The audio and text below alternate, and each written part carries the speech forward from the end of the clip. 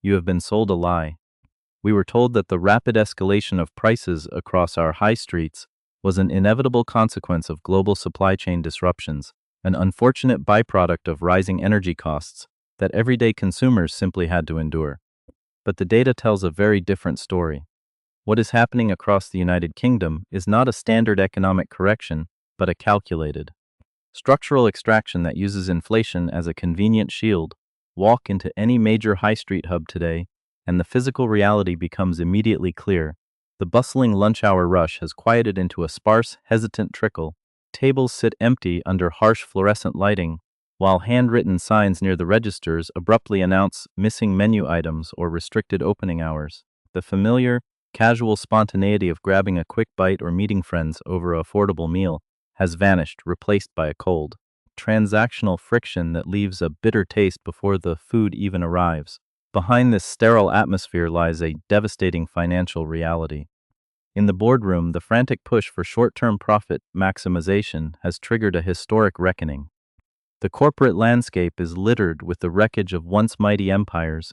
Pret a Manger reeling from a staggering net loss of £525 million, while 75 Frankie and Benny's locations are sold off in a desperate fire sale for the nominal sum of just one single pound coin. This is not the natural evolution of a market. It is a systematic, consumer-led purge of institutions that forgot a fundamental rule of survival. Customers will endure genuine hardship alongside a business, but they will never willingly finance their own deception. Consider the cultural decline of Nando's, an institution that transitioned from a symbol of working-class pop culture into a stark corporate parody. There was a time when a group of young people or a family could walk through those doors, spend a modest amount, and receive a silk plate of flame-grilled peri-peri chicken. The physical spaces were defined by the noise of conversation and the heavy clatter of real service. Today, that vibrant atmosphere has been systematically dismantled by a ruthless self-service infrastructure. The corporate strategy has eliminated frontline hospitality staff to an extreme degree, forcing visitors to interact exclusively with cold glass screens. You are expected to scan a QR code, navigate a digital interface, and process your own payment before sitting down. When you need a napkin, cutlery, or a splash of sauce, you must repeatedly get up to retrieve them from a communal counter, navigating a room that feels less like a restaurant and more like a soulless, automated factory assembly line. The financial data exposes the sheer scale of this transition. Between 2020 and 2026, the price of a standard single pita with 2 side dishes surged from £9.40 to £14.75. This represents an astonishing 57% increase, far outstripping general economic inflation and tracking at an internal corporate inflation rate of 8.67% annually. The plant-based Great Imitator option followed a similar trajectory, climbing 61% from £7.90 to £12.75. Order a full pita meal with a soft drink, and the bill confronts you with a price tag of £23.25, a 62% premium for a casual lunch. As the size of the party grows, the extraction intensifies. A whole chicken sharing meal with a single side now demands £29.85, while the standard combo for 2 has ballooned by over 79%, pushing the baseline cost past £35.85 before a single beverage is added. Even the minor components reveal this aggressive pricing posture. A tiny jar of peri-peri dip experienced a 200% spike, jumping from 50 pence to £1.50. Yet, the true deception materializes directly on the plate. Discerning diners have documented a profound physical reduction in the core product. The double chicken burger, once featuring 2 thick, substantial breast fillets, has frequently been replaced by 2 thin strips of meat, engineered and flattened to create a superficial visual illusion of volume. The British public has responded with quiet, uniform outrage on consumer forums, noting that the popular symbol has fundamentally collapsed. Families are openly stating that they would rather purchase fresh poultry at a local supermarket, visit it at home for a fraction of the expense, than subsidize the operational laziness of a distant financial conglomerate. This structural decay immediately repeats itself as we move from the chicken grills to the oldest pizza chain in England. Pizza Express, an institution built on a mid-20th century heritage of live jazz and distinctive clay ovens, has abandoned its traditional hospitality model to embrace a highly controversial, data-driven pricing matrix. The mechanism is a club retail pricing strategy that actively penalizes transparency. The corporation effectively coerces diners into downloading a mobile application and surrendering their personal data simply to access the standard, advertised menu prices. A walk-in customer or a passing tourist who values digital privacy and declines to install the tracking software is instantly hit with a financial penalty, a price increase of up to 25% for the exact same pizza. Simultaneously, this pattern of degradation has migrated into the retail sector, where Pizza Express branded products occupy supermarket shelves at Sainsbury's and Tesco. Here, the physical evidence of shrinkflation is undeniable. The frozen pizza offerings have been systematically withered down to a mere 245 grams. The visual contrast is stark. When placed on the signature wooden cutting boards that have perfectly fitted the brand's standard pizza dimensions since 2006, the new iterations sit awkwardly, exposing wide, empty margins of bare wood. The market response to this dual betrayal was swift and severe. Conscious shoppers began abandoning their baskets at the checkout, placing the brand on strict, community-enforced non-purchase lists. Consequently, corporate earnings plunged from healthy, reliable surpluses into severe net losses, demonstrating the steep cost of underestimating public loyalty. It raises a fundamental systemic question. Since when did the baseline right to purchase a meal at its standard price become a premium privilege restricted to those willing to trade their personal information? This pattern of financial engineering over culinary substance is not an isolated P.A.B. phenomenon. It represents a broader systemic disease that has hollowed out the casual dining sector from within. While some brands face mounting net losses, others have been driven into complete structural insolvency by the exact same mechanism of aggressive cost-cutting and quality degradation. And this is only the beginning of what the data reveals. A machine that once produced wealth is now producing something else. What appears to the casual observer as a collection of isolated corporate failures is, in reality, the predictable output of a highly sophisticated financial apparatus that has decoupled short-term capital extraction from long-term institutional survival. The traditional model of British hospitality, where a business survived by building local goodwill, maintaining ingredient standards, and reinvesting profits into the community, has been systematically replaced by a predatory corporate architecture. This architecture treats historic high street brands not as ongoing commercial operations, but as balance sheet vehicles designed to be leveraged, stripped, and ultimately discarded. The statistical reality on the ground exposes the sheer velocity of this structural hollow out. Across the United Kingdom, high street commercial occupancy rates have plummeted to historic lows, with regional town centers experiencing retail vacancy spikes exceeding 16%. The physical spaces that once hosted vibrant, multi-generational family dining rooms now present a uniform landscape of whitewashed windows, faded vinyl signage, and security notices. In suburban hubs, the traditional evening footfall has contracted by nearly 22%, as the compounding weight of artificial price hikes forces households to rewrite their weekly budgets. For the average working family, this means the complete elimination of the weekend dining ritual, turning a simple night out into an irresponsible financial liability. This flight of capital has triggered a permanent demographic shift within our commercial centers. As middle-tier casual dining chains collapse under the weight of their acquisition debts, the physical vacuum is immediately occupied by low-overhead, automated micro-kiosks, and high-density betting shops.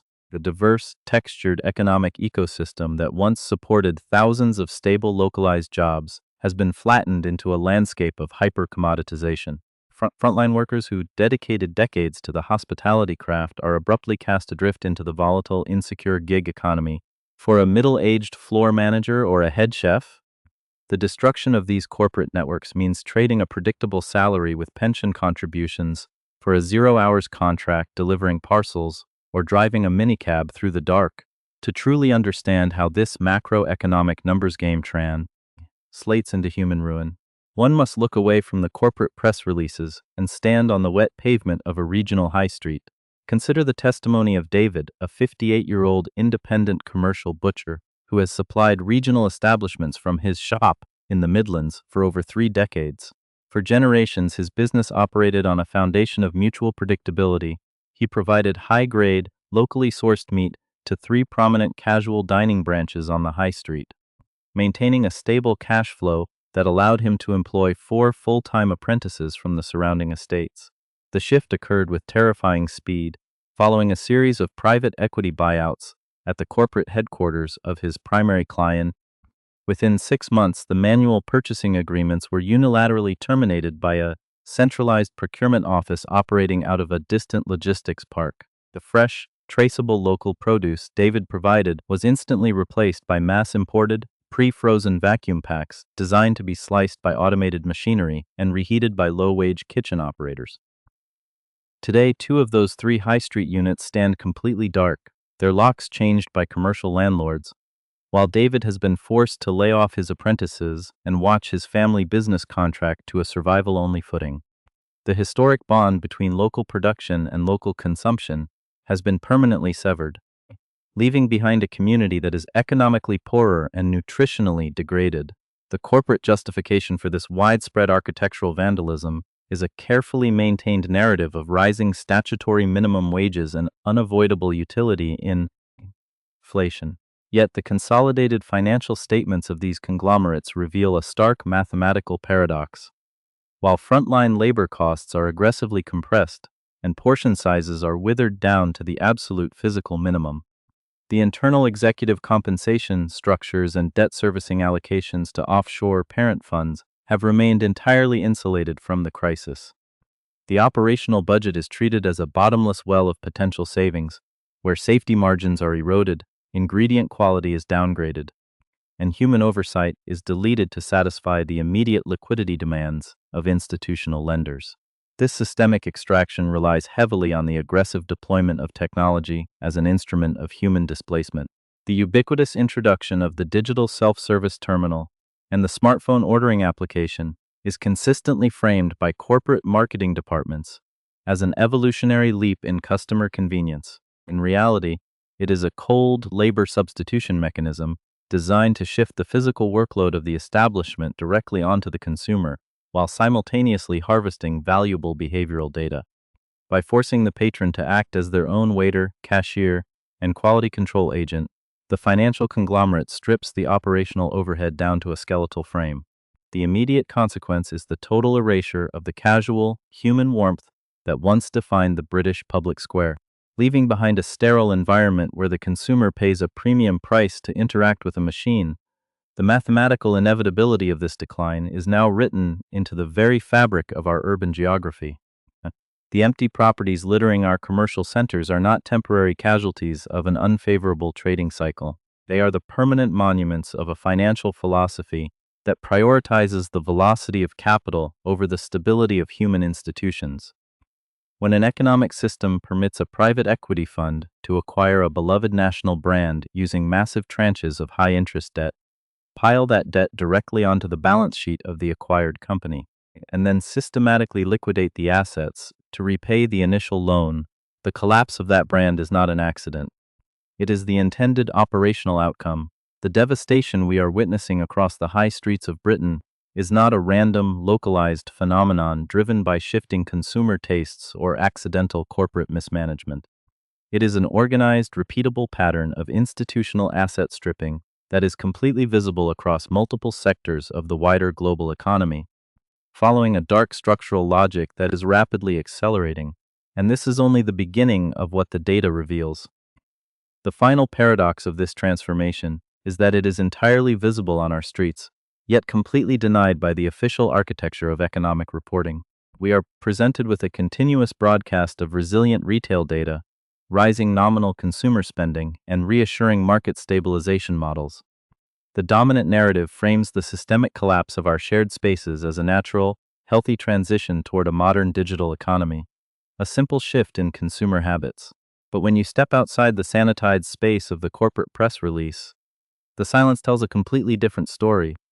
This silence is maintained by a profound, systemic chilling effect that mirrors the consolidation of the hospitality sector itself.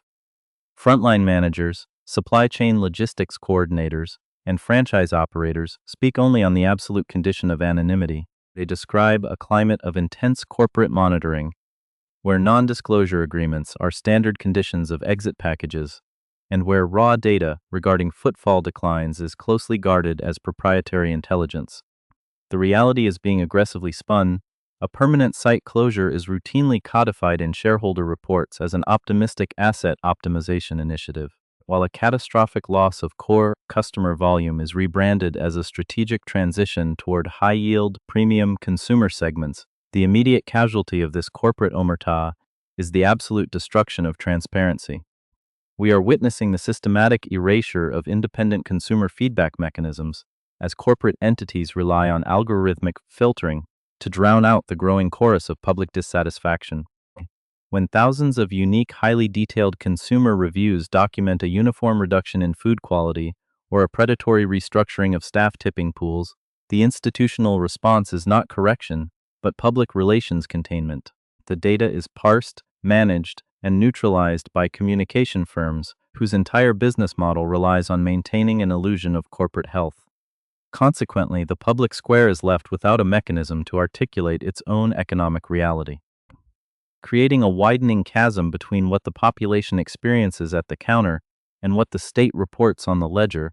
When we zoom out from the immediate trauma of the shuttered high street, the broader systemic implications for our social fabric become genuinely alarming. The casual dining infrastructure was never merely a collection of commercial food preparation units. It functioned as the primary accessible architecture of our communal life. It provided the physical neutral ground where generations intersected, where low-income families could participate in the social ritual of dining without facing prohibitive financial barriers, and where young people entered the structured workforce by replacing these physical institutions with a hyper-automated, high-margin extractive apparatus. The system is permanently dismantling the social glue that binds our communities together. If the current trajectory remains uncorrected, our urban centers will inevitably fracture into two completely isolated geographies. On one side, a hyper-exclusive tier of high-cost, independent experiential spaces accessible solely to an affluent minority. On the other, a desolate, hyper-commoditized landscape of automated vending lockers, dark kitchens, and sterile pickup windows designed for a disconnected, isolated populace. This is the ultimate destination of unmonitored financial greed, an economy that successfully optimizes the velocity of capital extraction while completely reducing the human experience to a series of cold, solitary digital transactions. The unprecedented brutal purge of 2026 has exposed the fragile foundations of a system that treated basic human hospitality as a minor line item on a spreadsheet. The empty chairs, the automated kiosks, and the hundreds of millions of pounds in corporate write-downs are the physical evidence of a public that has fundamentally withdrawn its consent from the mechanism of corporate extraction. The empires that once defined British casual culture are fracturing under the weight of their own financial arrogance, leaving behind an urban landscape that must completely reinvent its relationship with the people it claims to serve. As the old corporate names continue to fade from our high streets, and the remaining boardrooms scramble to implement their next algorithmic pricing matrix, a much deeper structural question remains entirely unaddressed. When a society